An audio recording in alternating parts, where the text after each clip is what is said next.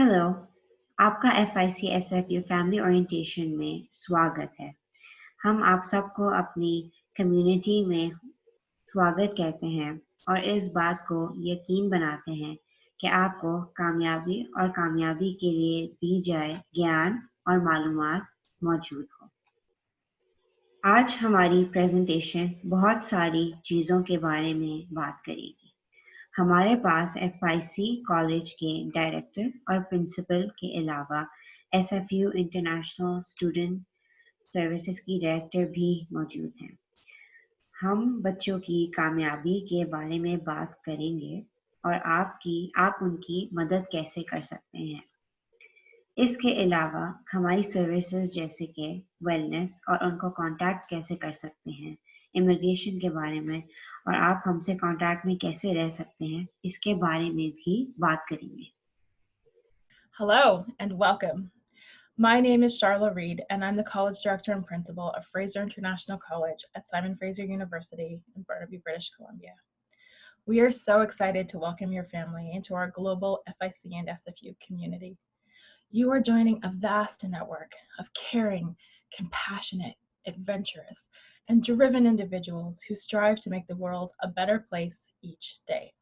Although we are far apart physically right now, our common goals pull us together as a community, regardless of the physical boundaries. No matter how your journey will start, I promise that the experiences, the friends, the knowledge, and the growth of your journey will shape your entire future. All of us at FIC and SFU are excited to support your individual journey. We will be there to celebrate each success. Today, we start with the preparations for the whole family, and very soon, your amazing journey will begin. Hello from Vancouver, Canada, and welcome. My name is Carolyn Hanna, and I am the Senior Director of International Services for Students at Simon Fraser University.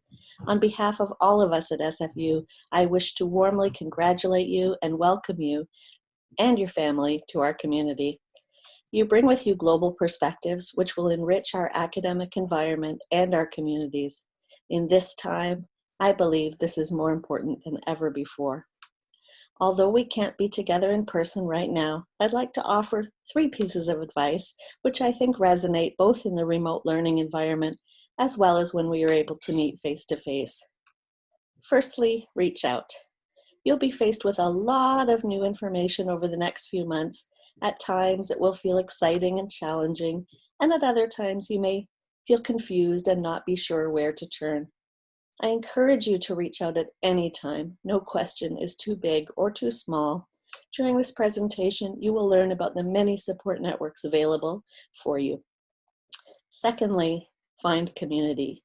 You'll be introduced to many programs and services designed for new students like you. These will offer valuable tips on how to succeed in your courses and provide opportunities for you to connect and get involved. We encourage you to actively share your needs and your interests with your fellow students, with staff members, and with your faculty members in order to make meaningful connections to support you on your learning journey. Thirdly, celebrate your successes. Being an international student takes courage, resilience, and openness. The pursuit of an international education offers opportunities for tremendous growth, learning, fun, and adventure. It can introduce you to lifelong friends, ideas, and experiences that shape who you are and can inspire the course of your future career. Today, we look forward to supporting you and your families as you prepare for these exciting next steps. आपने अभी FIC college के director और principal और SFU international student service के director का इस्तकबाल और स्वागत देखा। मेरा नाम शाज़मीन है। मैं FIC में एडवाइजर हूँ और बाकी प्रेजेंटेशन उर्दू और हिंदी में पेश करूँगी। कुछ चीज़ें हैं जो हमें एक्सपेक्ट करना चाहिए, जैसे कि कल्चर शॉक, मतलब जगह का फ़र्क महसूस करना। 2 किस्म के होते हैं, एक पढ़ाई का और दूसरा जगह और कल्चर का। शुरू में सब बहुत अच्छा लगता है क्योंकि आप नई जगह आते हो तो इसको हनीमून फेज भी कहते हैं। इसमें आप नए दोस्त बनाते हो, नई चीजें सीखते हो और बहुत मजा आने लगता है। लेकिन बहुत जल्द बच्चे परेशान भी हो जाते हैं क्योंकि पढ़ाई अलग होती है और मुश्किल लगने लगती है। और क्योंकि बहुत सारी नई नई चीजें सीखने को मिलती हैं, इस दौरान बच्चा बहुत चीजों से गुजर सकता है। और इस वक्त बहुत जरूरी है कि आप उनको अपना सपोर्ट दें और इससे उनकी बहुत मदद भी हो सकती है। उसके बाद बच्चे को आदत होने लगती है जिसको एडजस्टमेंट भी कहते हैं।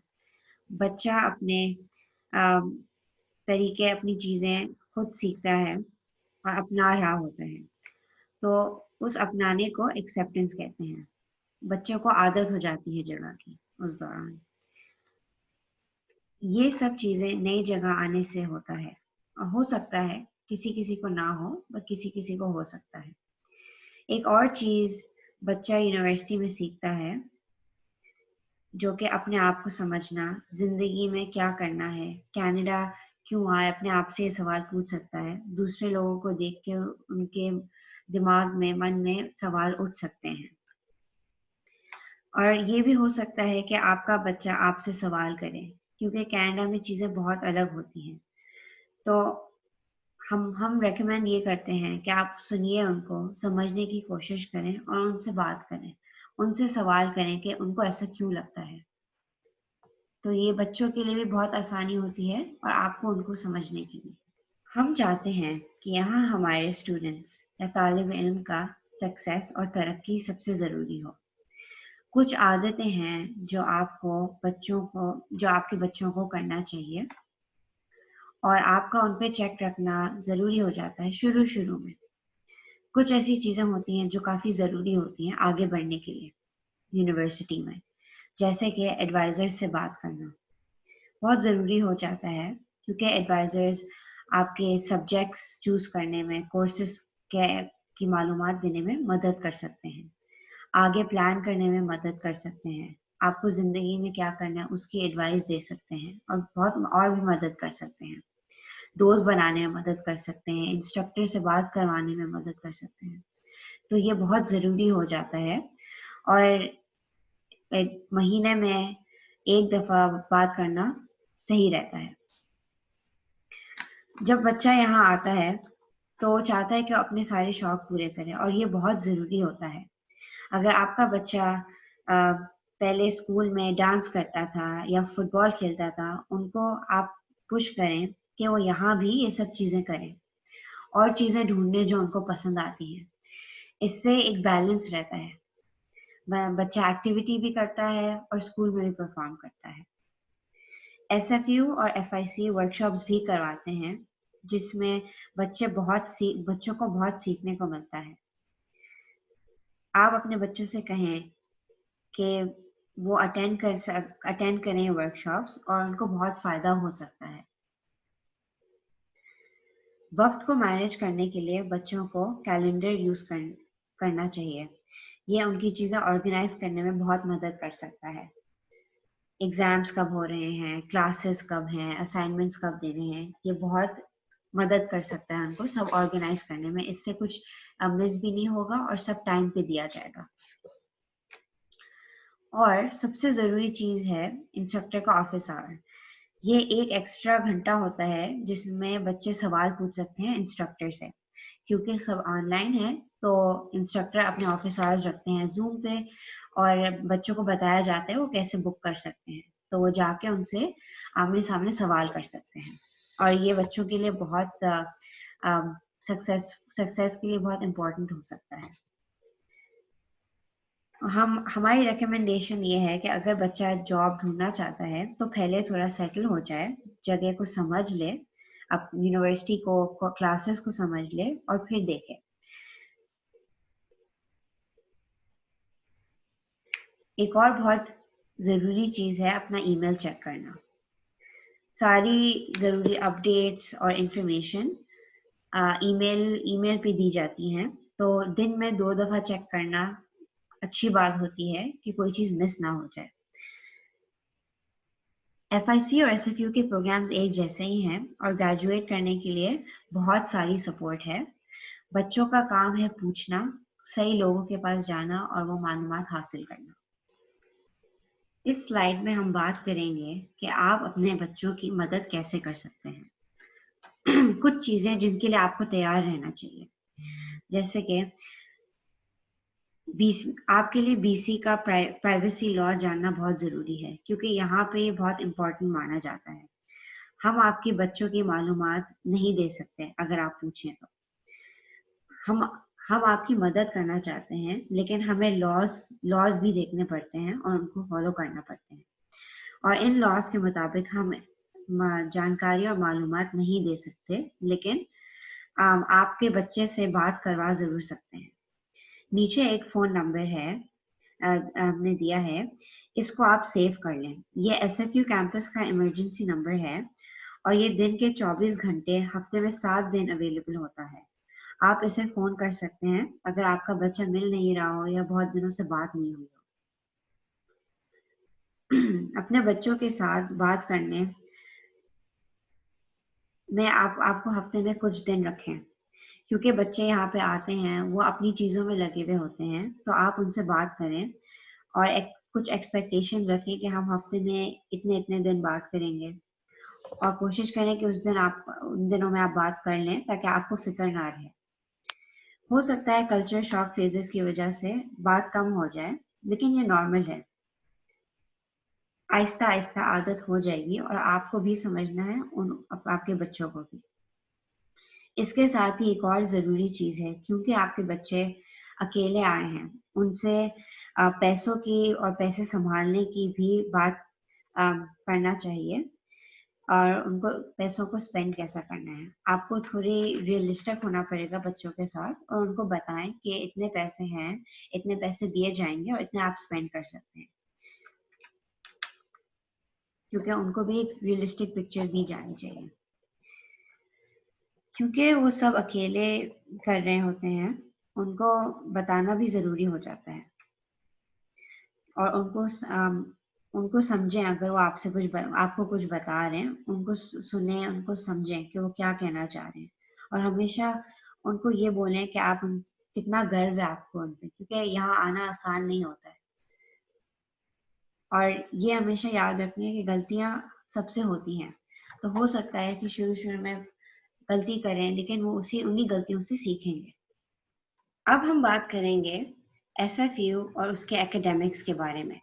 साइमन फ्रेजर यूनिवर्सिटी एक बहुत ही मेहनत पसंद इजारा या इंस्टीट्यूट है। यहाँ पे पढ़ाई को बहुत जरूरी माना जाता है और बहुत मेहनत करनी पड़ती है, ऑनलाइन या मौजूदगी में, मतलब इन पर्सन। क्लास में मौजूद होना नौकरी की तरह या नौकरी के बराबर होना चाहिए, जिसमें 30 से 40 घंटे हफ्ते के पढ़ाई या सीखने में स्टूडेंट्स को लगाने चाहिए। नॉर्थ अमेरिका में एकेडमिक इंटेग्रिटी को बहुत अहम माना जाता है, जिसमें काम को ईमानदारी और सच्चाई के साथ करना पड़ता है, खुद अकेले। दोस्तों की मदद मांगना अलग चीज होती है, लेकिन काम खुद करना वो अलग चीज होती है, तो अनबोर्ड वो बहुत जरूरी होती है। अगर आपको सीखने में सक्सेसफुल होना है, तो कुछ टिप्स हैं, जैसे कि स्टूडेंट्स को काम क्लास से बाहर करना चाहिए, और इस तरीके से कि वो इंस्ट्रक्टर्स को जाके खुद ही पूछें। क्लास में सीखना होता है, लेकिन ज्यादा काम होता है क्लास के बाहर। अगर आपको कोई मदद चाहिए होती है, इंस्ट्रक्टर्स आपकी मदद के लिए ही वहां होते हैं। हमारे पास पीयर सपोर्ट और पीयर एजुकेशन भी है, और इंस्ट्रक्टर्स अपने 1 घंटा स्टूडेंट्स को देते हैं, और ये बहुत जरूरी होता है मदद मांगने में, असाइनमेंट्स या एग्जाम से पहले कोई सवाल होते हैं उसके लिए। इससे आपके दोस्त भी बनते हैं, और एक बहुत ही सेफ स्पेस बनती है जहाँ पे बच्चे पढ़ सकते हैं साथ और सीख सकते हैं। आपके बच्चों का दिमागी सुकून हमारे लिए बहुत जरूरी है। SFU और FIC में इसके बहुत सर्विसेज मौजूद हैं। यहाँ आमने सामने यानी इन पर्सन 1-on-1 काउंसलिंग मौजूद है, आपके दिमागी, पढ़ाई और इमोशनल सपोर्ट के लिए। जैसे मैंने पहले भी बताया था कि बच्चों को स्ट्रेस हो सकता है, तो उसके लिए भी हमारे पास काउंसलिंग सर्विसेज हैं। हाँ, इसके अलावा साइको एजुकेशनल वर्कशॉप्स हैं जो कि आपकी रिलेशनशिप व दोस्त बनाना, आगे सोचना, इंसानी दिमागी डेवलपमेंट में हेल्प कर सकते हैं और इससे आपके इमोशंस भी संभल सकते हैं। अगर बच्चों को कैंपस से बाहर की मालूमात चाहिए, उसकी भी मदद के लिए हमारे पास कनेक्शंस हैं और सपोर्ट है। अगर और मदद चाहिए तो इंस्ट्रक्टर से भी मदद ली जा सकती है। हमारे पास मदद के मुख्तलिफ जरिए हैं, जैसे कि phone, video chat, counselling appointment, doctors, physiotherapist, psychologist और बहुत कुछ। एसएफयू में एक क्लिनिक भी है जहां बच्चे ये सब मदद हासिल कर सकते हैं। यहाँ पे एफआईसी में भी काउंसलर है जिनकी इंफॉर्मेशन नीचे लिखी गई है। आप इनके साथ वीडियो चैट भी कर सकते हैं। अगर आपको अपॉइंटमेंट चाहिए तो इनका अपॉइंटमेंट ईमेल एड्रेस नीचे लिखा हुआ है, जहाँ पे हमारे एफआईसी की केस मैनेजर नदीना का भी ईमेल है और एसएफयू की केस मैनेजर का भी। तो ये आपके बच्चों को मदद कर सकते हैं। अगले 3 स्लाइड्स में हम कुछ जनरल इमिग्रेशन इंफॉर्मेशन के बारे में बात करेंगे, उन बच्चों के लिए जो कनाडा पढ़ाई के लिए आ रहे हैं। इसके अलावा हम कोविड-19 पैंडेमिक के भी कुछ इम्पोर्टेंट अपडेट्स देंगे आपको, क्योंकि सिचुएशन बदलते जा रही है। हो सकता है हम आपको कुछ बोलें और वो आज सही हो, लेकिन कुछ दिन बाद बदल भी सकती है, क्योंकि इंफॉर्मेशन बदल सकती है, चेंज हो सकती है। सबसे बेहतर ये है कि गवर्नमेंट ऑफ कनाडा की वेबसाइट पे जाके सारी मालूमात या जानकारी ली जाए। सबसे पहले हम बात करेंगे इमिग्रेशन की डॉक्यूमेंट्स या पेपर वर्क के बारे में।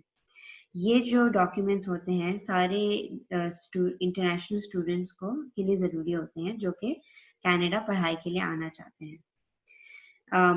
कुछ बच्चों के पास मुख्तलिफ इमिग्रेशन डॉक्यूमेंट्स एक साथ हो सकते हैं, जो कि वो पढ़ाई या काम के लिए ज़रूरी हो सकते हैं।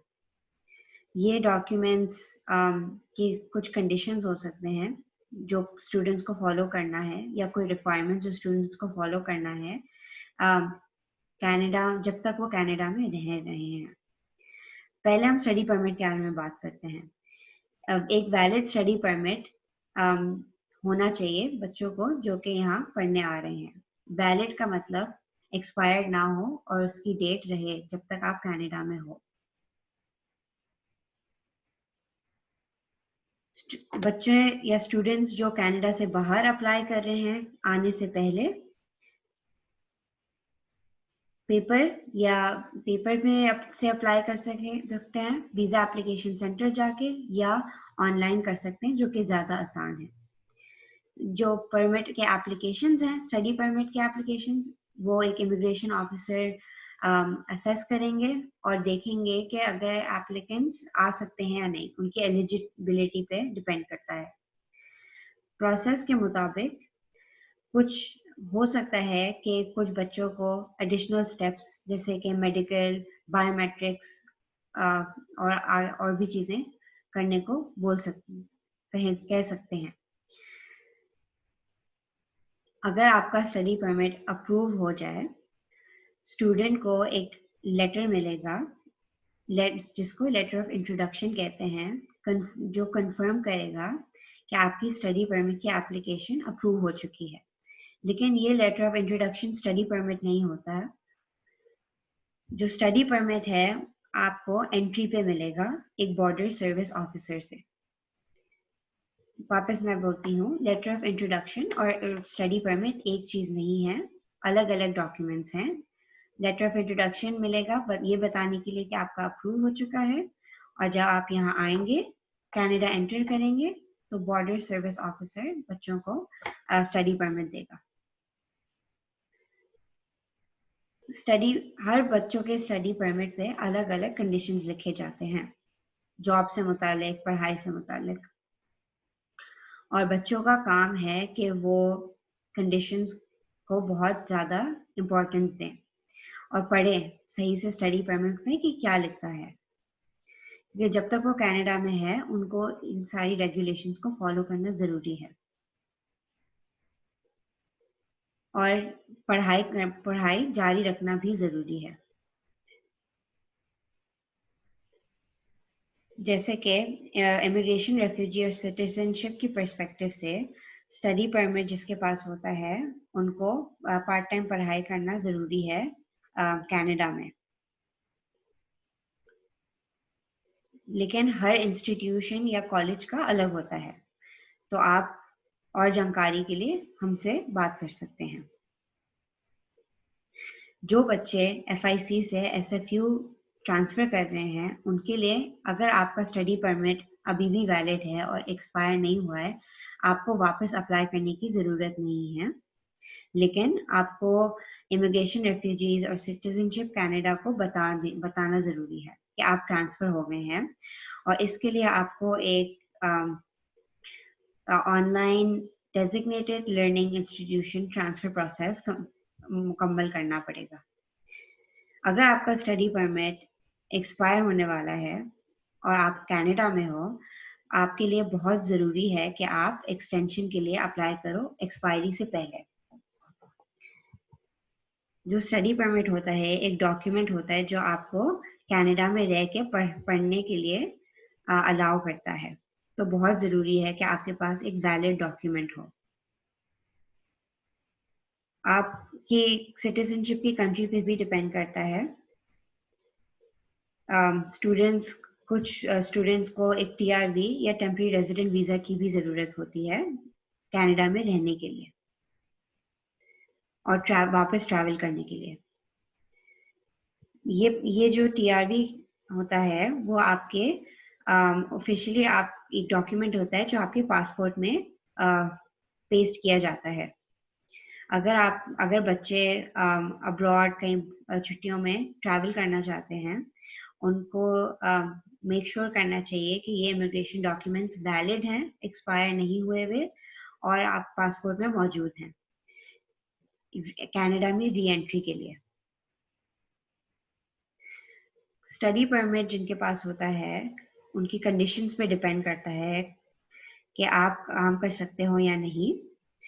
काम करने के लिए फुल टाइम स्टूडेंट होना ज़रूरी है और आपको एलिजिबल भी होना ज़रूरी है। FIC और SFU के अलग अलग मायने हो सकते हैं फुल टाइम स्टूडेंट के, और स्टूडेंट्स को अपने इंस्टीट्यूशन के साथ चेक करना चाहिए कि फुल टाइम उनके इंस्टीट्यूशन में क्या हो सकता है। हम रेकमेंड करते हैं कि स्टूडेंट्स अपने स्टडी परमिट के लिए अप्लाई कर लें जितना जल्दी हो सकता है। अगर स्टूडेंट्स FIC से SFU ट्रांसफ़र कर रहे हैं, उनको DLI ट्रांसफ़र प्रोसेस कंप्लीट करना पड़ेगा। अगर बच्चे करंटली अभी इसी वक्त कनाडा में हैं या और उनका स्टडी परमिट एक्सपायर हो रहा है जल्द, उनको अपना स्टडी परमिट एक्सटेंड करना पड़ेगा कनाडा में होते हुए उसके एक्सपायर होने से पहले। अगर आपका बच्चा एडमिशन डिफरल या एनरोलमेंट की जानकारी का पूछ रहा है, अगर उसको समर टर्म ऑफ लेना चाहिए या पार्ट टाइम स्टूडेंट बनना चाहिए, ये सवाल इंस्टीट्यूशन को पूछ सकते हैं। स्टूडेंट की अपनी रिस्पॉन्सिबिलिटी है एक्सपायरी डेट की जानकारी और मालूमात रखना और सारी डॉक्यूमेंटेशन अपने पास रखना, और ये इस बात को इम्पोर्टेंस देना कि डॉक्यूमेंट्स के वैलिड कितनी दिनों तक हैं, क्योंकि उनको कनाडा में रहते हुए अप्लाई करना चाहिए। अगर बच्चे FIC अटेंड कर रहे हैं, उनके पास इमिग्रेशन कंसल्टेंट्स हमारे पास इमिग्रेशन कंसल्टेंट्स हैं FIC कैंपस पे, जिससे वो इमिग्रेशन के सवाल पूछ सकते हैं। अगर आप एडवाइजर से पूछें तो वो ईमेल एड्रेस दे सकते हैं और आप उनको ईमेल भी कर सकते हैं। अगर आप SFU स्टूडेंट हैं या आपने अप्लाई किया हुआ है SFU में, तो आप international services for students office से भी बात कर सकते हैं। जिधर एक इंटरनेशनल एडवाइजर है नॉन एकेडमिक सवाल के लिए। अगर आपके पास कोई सवाल है, हम चाहते हैं कि आप ऐसे किसी से पूछे जिनको इसके बारे में बहुत जानकारी हो या कोई इमिग्रेशन पे काम करता हो, क्योंकि इमिग्रेशन फ्रॉड भी हो सकता है। अब हम बात करेंगे कोविड-19 के इमिग्रेशन के बारे में। कोविड-19 की वजह से फिलहाल अभी के लिए पब्लिक पॉलिसीज में चेंजेस आए हैं दोनों प्रोविंशियल और फेडरल गवर्नमेंट्स की तरफ से। जो रेफ्यूजी और सिटीजनशिप कनाडा या IRCC में भी काफ़ी चेंजेस आए हैं कोविड की वजह से। फॉल 2020 के लिए इंटरनेशनल स्टूडेंट्स अपनी कंट्री से रिमोटली या ऑनलाइन पढ़ाई शुरू कर सकते हैं कनाडा से बाहर स्टडी परमिट के बगैर। लेकिन अगर वो वापस कनाडा आ रहे हैं अपनी पढ़ाई जारी रखने के लिए उसके लिए उनको एक वैलिड स्टडी परमिट की ज़रूरत है। कोविड-19 की वजह से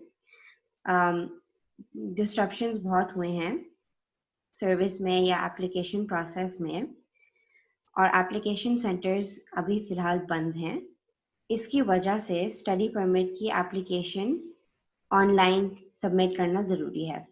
ट्यूसडे जुलाई 14 इमिग्रेशन रेफ्यूजीज और सिटीजनशिप कनाडा ने अनाउंस किया कि कुछ थोड़ा टेम्परेरी मेजर्स होंगे ऑनलाइन लर्निंग इंटरनेशनल स्टूडेंट्स के लिए फॉल 2020 में। यानी कुछ चीज़ें होंगी जो हमें ऑनलाइन करनी पड़ेंगी। IRCC ने ये भी कहा है कि जो पहले स्टडी परमिट की एप्लीकेशन सबमिट हो गई हैं उनको प्रायोरिटी दिया जाएगा और उनको पहले प्रोसेस किया जाएगा। IRCC ने 2 स्टेज का अप्रूवल प्रोसेस इजाद किया है, जिसमें पहला स्टेज होगा एलिजिबिलिटी के बेस पे अप्रूव करना और दूसरा एडमिसिबिलिटी के बेस पे अप्रूव करना।